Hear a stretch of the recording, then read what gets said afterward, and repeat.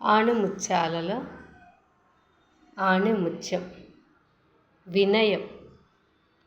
మనిషి విజయమనే తుదిమెట్టుపై ఉన్న వినయం విషయంలో మొదటి మెట్టుపైనే ఉండాలి. సమాజంలో గౌరవప్రదంగా జీవించాలంటే వినయంగా ఉన్నవాడినే సమాజం గౌరవిస్తుంది. ఎంత సంపద, విద్య, ఉన్నత పదవి ఎన్ని ఉన్నను వినయం లేని వాడికి సమాజం అంతగా గౌరవించదు. సమాజంలో గుర్తింపు రావాలంటే తప్పకుండా వినయం అవసరం. వ్యక్తిత్వం మాట్లాడే మాటల్లోనే తెలుస్తుంది. ఆ మాటల్లోనే వినయం అనేది తెలుస్తుంది, అతను ఎలాంటి వాడో అనేది.